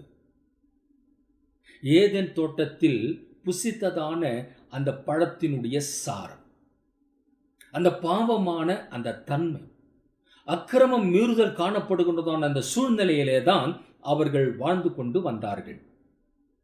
இந்த மனிதர்கள் திருந்த வேண்டுமானால், இந்த மனிதர்கள் மனமாற வேண்டுமானால், அந்த ஏதேன் தோட்டத்திலே புசித்த பழத்தினுடைய சாரம் எடுக்கப்படத்தக்கதாக காணப்பட வேண்டுமானால் வேறொரு ஆகாரம், வேறொரு சாரம் அந்த மனிதன் புசிக்க வேண்டும். அந்த மனிதன் அந்த வேறு ஒரு சாரத்தை, வேறு ஒரு அனுபவத்துக்குள்ளாக அவன் போவானான் என்று சொன்னால்தான் அவன் அந்த புசித்த பழத்தினுடைய ஏதேன் தோட்டத்திலே புசித்த அந்த பழத்தினுடைய சாரத்தின் அனுபவத்தை அவனாலே மாற்ற முடியும். அது எதனாலே அவன் மாற்ற முடியும்? எதனிடத்திலிருந்து அது அவனுக்கு கிடைத்தது? வேறொரு ஆகாரத்தை மனிதன் புசிக்க வேண்டும் என்று சொல்லிதான் தெய்வம் தம்முடைய திட்டத்தை வெளிப்படுத்துகின்றார். தன்னையே ஆண்டவராகிய இயேசு கிறிஸ்து அப்பமாக கொடுக்கின்றவராக வருகின்றார். இவர்களுக்கு என்ன கொடுப்பது என்று நாம் நினைக்கின்றதான நேரத்திலே தான் தெய்வம் இந்த காரியத்தை செய்கின்றவராக இருக்கிறார். தன்னையே கொடுக்கலாம் என்ற அந்த தீர்மானத்திற்குள்ளாக ஆண்டவராகிய இயேசு கிறிஸ்து வந்ததின் நிமித்தமாக அந்த திட்டத்தின், அந்த தீர்மானத்தின் வெளிப்பாடுதான் ஜீவ அப்பமாக இந்த உலகத்தில் தன்னை வெளிப்படுத்தினார்.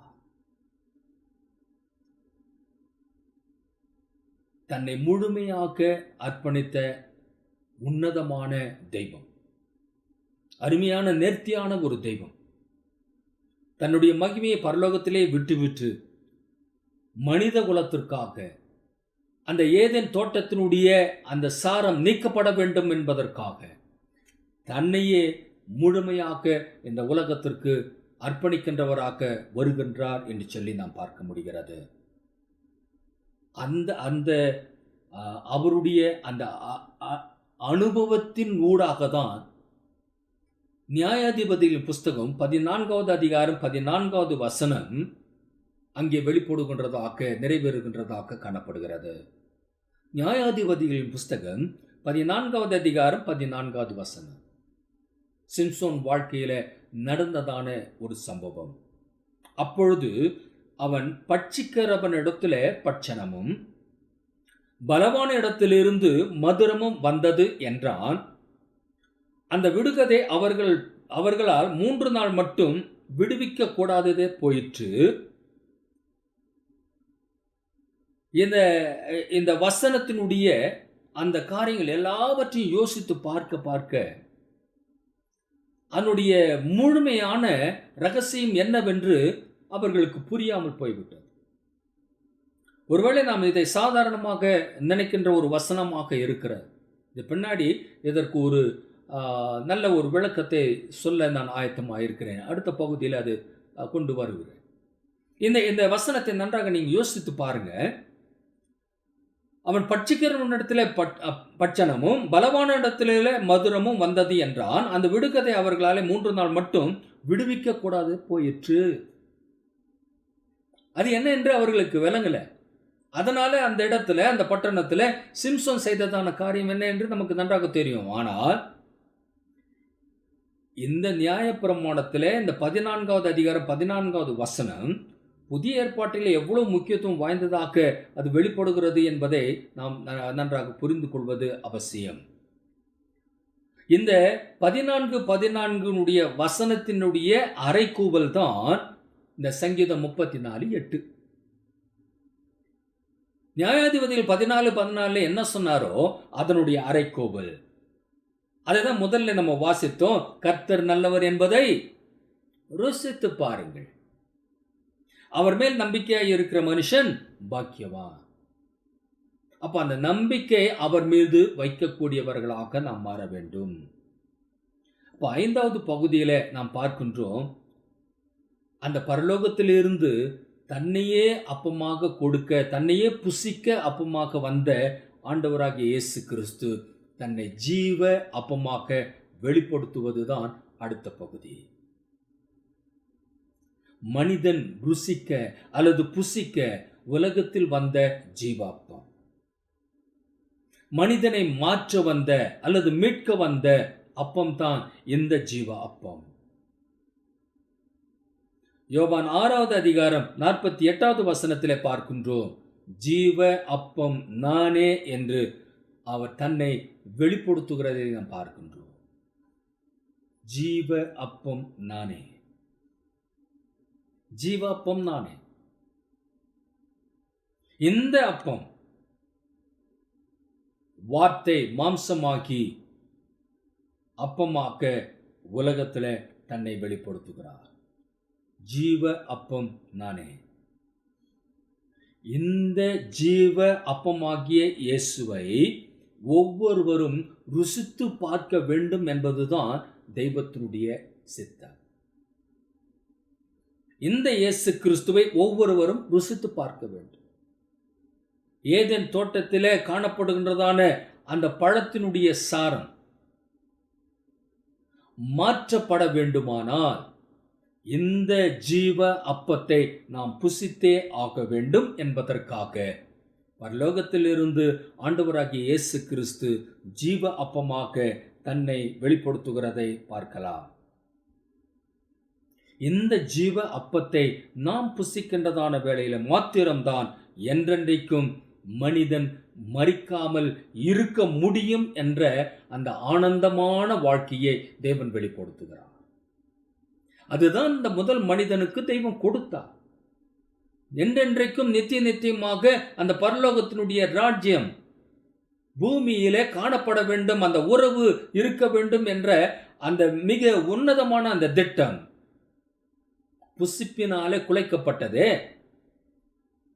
சரி, நீ புசிப்பினாலே தானே நீ குலைத்து விட்டாய், அந்த ஆகாரம் தானே உனக்கு வேண்டும், அதனாலே தானே நீ அங்கலாய்த்து கொண்டிருக்கிறாய். என்னை புசியுங்கள் என்று சொல்லிதான் ஆண்டவராக இயேசு கிறிஸ்து தன்னை புசிக்க வேண்டும் என்று சொல்லி பூமிக்கு இறங்கி வருகின்றார். இப்போ அந்த ஆகாரத்தை, இந்த அப்பத்தை எந்த ஒரு மனிதன் புசிக்கின்றானோ அவன் நித்திய காலமாய் மரிக்காமல் இருப்பான் என்று அவர் நமக்கு சொல்லுகிறதை நாம் பார்க்கிறோம். இந்த அப்பத்தை நாம் புசித்தால் நித்திய காலமாக நித்திய ஜீவனை பெற முடியும், நித்தியமாக வாழ முடியும் என்ற அந்த உயர்வான அந்த சத்தியத்தை தேவன் நமக்கு இந்த இடத்துல கொண்டு வருகின்றார். நித்திய ஜீவனை நாம் பெறுகின்றதான வேளையில முடிவில்லாத அந்த ஆசீர்வாதம், அதாவது உயிர்த்தெழுதலினாலே நாம் வெளியே வரும் பொழுது, நித்தியத்தினுடைய அந்த தன்மைகளுக்குள்ளாக நாம் போகும் பொழுது, நித்திய வாழ்க்கையில நிரந்தரமாக நாம் இந்த அப்பத்தை புசிக்கக்கூடியவர்களாக, இந்த அப்பத்தோடு கூட வாழக்கூடியவர்களாக, ஜீவ அப்பமாக இருக்கின்றதான இயேசு கிறிஸ்துவோடு கூட உறவாடுகின்றவராக நாம் காணப்பட முடியும் என்று சொல்லி தெய்வம் நமக்கு வெளிப்படுத்துகிறார். இழந்து விட்டதான அந்த நித்திய வாழ்க்கையை மீண்டுமாக என் ஆண்டவராகிய இயேசு கிறிஸ்து தன்னை புசிப்பதினாலே, தன்னுடைய மாம்சத்தை புசிப்பதினாலே, நானே ஜீவ அப்பம் என்று சொல்லுகின்றதான அந்த வார்த்தையை புசிப்பதினாலே நமக்கு கிடைக்கக்கூடியதாக இருக்கிறது. அப்படின்றால் இந்த ஜீவ அப்பத்தை புசிக்கும் முறை என்ன? இந்த புசிக்கும் முறைமையை நாம் பார்த்துவிட்டு அதன்படி நாம் மற்ற காரியங்களை புசிப்பதற்காக செல்ல போகின்றோம். ஆமென். சரி, இப்ப பாருங்க, இந்த புசிக்கும் முறைமையை குறித்து நாம் பார்க்கின்றதான வேளையில ஜீவ அப்பமாகிய இயேசுவை புசிக்கும் முறையை வேதத்துல தெய்வம் அநேக காரியங்களில மறைமுகமாக அவைகளை நமக்கு சொல்லிக் கொடுத்து கொண்டே வருகின்றார். ஆதியாகமம் முதற்கொண்டு வெளிப்படுத்தின விசேஷம் வரையிலும் நீங்கள் பார்ப்பீர்கள் என்று சொன்னால், ஜீவ அப்பமாகிய இயேசுவை புசிக்கும் முறைமை, எப்படி நாம் அவரை புசிக்க வேண்டும் என்பதை குறித்ததான அநேக ரகசியங்களை மறைமுகமாக வேத வசனங்கள் நமக்கு வெளிப்படுத்திக் கொண்டே இருக்கிறது. அவைகளை நாம் நன்றாக அறிந்து கொள்வது இக்காலத்தில் அவசியமாக இருக்கின்ற ஒன்றாக இருக்கிறது. ஒரு சமயத்தில் ஆண்டவராகிய இயேசு கிறிஸ்து வனாந்தரத்தில் இருக்கின்றதான பொழுது அவரிடத்துல ஏராளமான ஜனங்கள் வந்து கூடுகிறார்கள். இயேசு கிறிஸ்து சொல்லுகின்றதான அந்த வார்த்தைகள் எல்லாவற்றையும் கேட்டு புசிப்பதற்கு கூட மறந்து அந்த தெய்வத்தினுடைய வார்த்தைகளை அனுபவித்துக் கொண்டிருந்தார். புரியுதுங்களா? சரீர பிரகாரமான அந்த புசிப்பு அவர்களுக்கு அந்த இடத்துல பசியை ஏற்படுத்தல. பசி வராமல் புசிப்பதற்கு உரியதான காரியத்தை எண்ணாமல் தெய்வத்தினுடைய வார்த்தைகளை அவர்கள் புசித்துக் கொண்டே இருந்தார்கள். அதை அனுபவித்துக் கொண்டே இருந்தார்கள். அது உள்ளே போய்கொண்டே இருந்தது. அந்த அந்த அனுபவம் அவர்களுக்குள்ளாக வந்து கொண்டே இருந்ததான நேரத்தில் அவர்கள் வார்த்தையை அவர்கள் நன்றாக அந்த புசித்துக் கொண்டே இருந்தார்கள். புசிக்க புசிக்க புசிக்க சரீர பிரகாரமான அந்த பசி அவர்களுக்கு ஏற்படும். ஆனால் 3 நாட்கள் முடிந்த பின்பு அவர்களை வீட்டிற்கு அனுப்ப வேண்டும் என்று சீஷர்கள் சொல்லுகின்றதான நேரத்தில் ஆண்டவராகிய இயேசு கிறிஸ்து என்ன சொல்றாரு? அவர்களுக்கு புசிப்பதற்கு ஏதாகிலும் கொடுத்து அனுப்புங்கள் என்று அவர்கள் சொல்லுகிறார். அப்பொழுதுதான் அந்த சம்பவத்தை நாம் பார்க்கின்றோம். ஒரு சிறு பிள்ளையின் இடத்துல 5 அப்பங்களும் 2 மீன்களும் இருந்ததாக. அந்த 5 அப்பமும் 2 மீனையும் தேவனிடத்தில் கொண்டு வந்து கொடுக்கிறார். தெய்வம் அதை 5000 பேர்களுக்கு மேலாக்க போஷித்தார் என்று சொல்லி நாம் பார்க்கிறோம். புருஷர்கள் மட்டும் 5000 பேர் சாப்பிட்டார்கள். அது போக மற்றவர்கள் எல்லாம் சாப்பிட்டார்கள் என்று சொல்லி நாம் பார்க்கின்றோம். இது லூக்கா எழுதின சுவிசேஷத்தில் 9வது அதிகாரம் 12 முதல் 17 வசனங்கள் வரையாக நாம் பார்க்கின்றோம். எப்படி இது நடந்தது? எப்படி இது நடந்தது? இங்கே சொல்லுகின்றதான ரகசியம் என்ன? இதனுடைய அனுபவம் என்ன?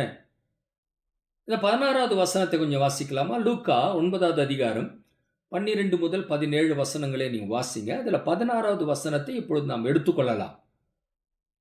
அப்பொழுது அவர் அந்த 5 அப்பங்களையும் அந்த 2 மீன்களையும் எடுத்து வானத்தை அண்ணாந்து பார்த்து அவைகளை ஆசீர்வதித்து பிட்டு ஜனங்கள் முன் வைக்கும்படி சீஷரிடத்தில் கொடுத்தார்.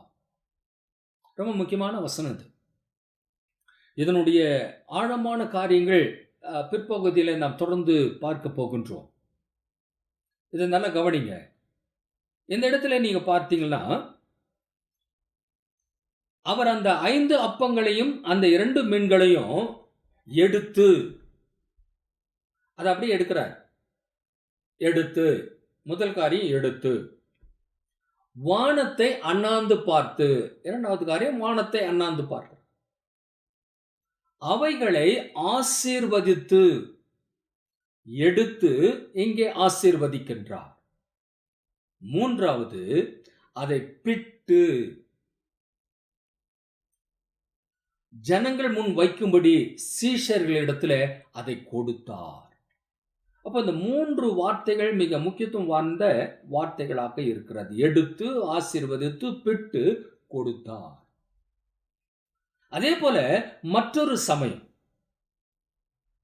உயிர்த்தெழுந்த பின்பு சீஷர்களோடு கூட தெய்வம் பந்தி இருக்கின்றவராக இருக்கின்றார். அவர்களோடு கூட சாப்பிடுவதற்காக வந்து உட்கார்ந்து கொண்டு இருக்கிறார்.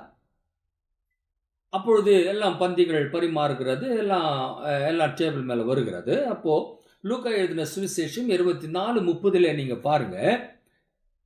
அந்த 16வது வசனத்துல 9:16 லூக்கா 9:16 என்ன சொல்லப்பட்டதோ அதே காரியமானது இந்த 24:30 சொல்லப்படுகிறதை நீங்கள் பார்க்க முடியும். பாருங்க, லூக்கா 24:30 அவர்களோட அவர் பந்தி இருக்கையில் அவர் அப்பத்தை எடுத்து ஆசீர்வதித்து அதை பிட்டு அவர்களுக்கு கொடுத்தார். எடுத்தார், ஆசீர்வதித்தார், அதை பிட்டார், அதை கொடுத்தார். லூக்கா 9:16 அதான் பார்த்தோம். அதை எடுத்தார், அப்பத்தையும் மீன்களையும் எடுத்தார், அதை ஆசீர்வதித்தார், அதை பிட்டார், அதை கொடுத்தார். ஆண்டவராகிய இயேசு கிறிஸ்து தம்மை முழுமையாக இந்த உலகத்திற்கு அர்ப்பணிப்பதற்கு முன்னாடியும் அர்ப்பணித்த பின்னாடியும் இந்த 2 காரியங்களுக்கும் நடுவில மிக முக்கியமான ரகசியம் அடங்கியிருக்கிறது. அது என்ன ரகசியம் என்று நாம் சொல்லுகின்றதான நேரத்தில் எடுத்தார், ஆசீர்வதித்தார், அதை பிட்டார், அதை கொடுத்தார். இதுதான் மனித குலத்திற்கு ஆண்டவராகிய இயேசு கிறிஸ்து தன்னை ஜீவ அப்பமாக புசிக்க கொடுத்ததான அனுபவம். அந்த 5 அப்பமும் 2 மீனும் அந்த ஜனங்களுக்கு எப்படி ஆசீர்வதிக்கப்பட்டதாக இருந்ததோ, மிகுதியான துணிக்கைகளை அவர்கள் எடுத்தார்களோ, அதுபோல ஆண்டவராகிய இயேசு கிறிஸ்து தம்மை புசிப்பதற்காக கொடுத்த பொழுது இந்த வார்த்தைகள் எல்லாம் அதற்குள்ளாக வருகிறது. தன்னை மரிக்க எடுத்தார், தன்னை ஆசீர்வதித்தார், தன்னை பிட்டார், தன்னை கொடுத்தார். இதை கொடுக்கும் பொழுது நாம் வாங்கி புசிக்க வேண்டும். அன்றாடம் அதை புசிக்க வேண்டும். நம்முடைய வாழ்க்கையில அதை அனுபவிக்க வேண்டும். அதை புசிக்க புசிக்க புசிக்க உலகத்தில் நாம் மரிக்காமல் நீடித்த காலங்கள், அதாவது சரீர பிரகாரமாக இந்த உலகத்தில் மரித்தால் மீண்டுமாக நாம் உயிர்த்தெழுகின்ற சரீரத்தை பெறுகின்றவர்களாக வருவோம். அந்த உயிர்த்தெழுந்த சரீரத்திலேயும் நாம் இந்த அப்பத்தை புசிக்கிறவர்களாக மாறப்போகின்றோம்.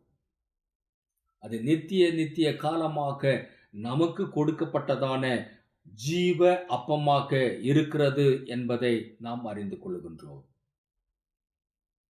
இந்த ஜீவ அப்பமாகிய இயேசுவை நாம் புசிக்க வேண்டுமானால் ஜீவ அப்பமாகிய இயேசு நம்முடைய வாழ்க்கையில் எடுக்கப்பட வேண்டும். அவர் ஆசீர்வதிக்கப்பட வேண்டும். அவர் பிற்கப்பட வேண்டும். அவர் நமக்கு கொடுக்கப்பட வேண்டும். அனுபவிப்போமா? நம்முடைய வாழ்க்கையில இவைகள் எல்லாம் நடக்கிறதா என்று சொல்லி கொஞ்சம் நிதானித்து பார்க்கலாம். முதலில் நான் அதான் சொன்னேன். கர்த்தர் நல்லவர் என்பதை ருசித்து பாருங்கள். கர்த்தர் நல்லவர் என்பதை ருசித்து பாருங்கள். அவர் மேல் நம்பிக்கையாய் இருக்கிற மனுஷன் பாக்கியவான். கல்வாரியில நமக்காக எடுக்கப்பட்டதான, நமக்காக கொடுக்கப்பட்டதான ஜீவாப்பம் என் ஆண்டவராகிய இயேசு கிறிஸ்து. என் ஆண்டவராகிய இயேசு கிறிஸ்து. இந்த 4 சுவிசேஷங்களிலே மிக தெளிவாக இவைகளை நாம் புரிந்து கொள்ளலாம். இந்த சுவிசேஷங்கள் எல்லாவற்றையும் நாம் பார்க்கும்போது ஒட்டுமொத்தமாக எல்லாரும் ஒரே மாதிரி சொல்லுகின்றதான அனுபவம். ஒருவேளை மத்தேயு, மார்க்கு, லூக்கா இவைகளில ஒரே பகுதிகளாக அவர்கள் சொல்லிக் கொண்டு வந்தாலும் யோவானில அது கொஞ்சம் மாறுபட்டதான என்று சொன்னால் அது ஒரு வித்தியாசமான ஒரு காரியத்தை நமக்கு வெளிப்படுத்துகின்றதாக அது இருக்கிறது. ஆனாலும் இந்த 4 சுவிசேஷங்களில ஜீவ அப்பமாகி இயேசு கிறிஸ்துவை நாம் புசிக்க வேண்டும், புசிக்க வேண்டும், புசிக்க வேண்டும் என்று அவர் சொல்லுகின்றார். முதல் மனிதன் புசித்து விட்டதான அந்த பாவத்தினுடைய சாரம், 2ஆம் ஆதாமாகிய இயேசு கிறிஸ்து கல்வாரி தோட்டத்தில் தன்னை புசிக்க கொடுத்து அந்த சாரத்தை நீக்கி போட்டு புது சாரத்தை நமக்குள்ளாக கொண்டு வந்து வைத்திருக்கின்றார். இந்த அப்பத்தை நாம் புசித்து நீடித்த காலமாக தெய்வத்தோடு கூட வாழ்வதற்கு நம்மை தகுதியாக்கிக் கொள்வோம். அனுதினமும் இந்த ஜீவ அப்பத்தை நாம் புசிப்போமா? கர்த்தர் தாமே நம்மை ஆசீர்வதித்து பலப்படுத்துவாராக. ஆமென். ஜெபிக்கலாம். துதிகளின் மத்தியில வாசம் பண்ணும் எங்கள் அன்பின் ஆண்டவரே, நீர் ஆபிரகாமின் தேவனும் ஈசாக்கின் தேவனும் யாக்கோபின் தேவனுமான எங்கள் முற்பிதாக்களின் தேவனாக இருந்து ஆண்டவரே, உம்முடைய அருமையான பிள்ளையின் நிமித்தமாக இயேசு கிறிஸ்துவின் மூலமாக எங்களுக்கு கொடுக்கப்பட்டதான இந்த ஆசீர்வாதங்களுக்காக நாங்கள் நன்றி செலுத்துகிறோம். தெய்வத்தை எப்பொழுதும் அனுதினமும் நாங்கள் நினைக்கக்கூடியவர்களாய், புசிக்கக்கூடியவர்களாய், அவரோடு கூட உறவாடுகின்றவர்களாய், அந்த மகிமையை அனுபவிக்கக்கூடியவர்களாய், நேர்த்தியான பங்கை பெற்றுக்கொள்ளத்தக்கதாக நீர் எங்களை நடத்தும்படிக்காக வேண்டுதல் செய்கிறோம் ஐயா. இந்த திருக்கரத்திற்குள்ளாக எங்களை முற்றிலுமாக அர்ப்பணிக்கின்றோம்.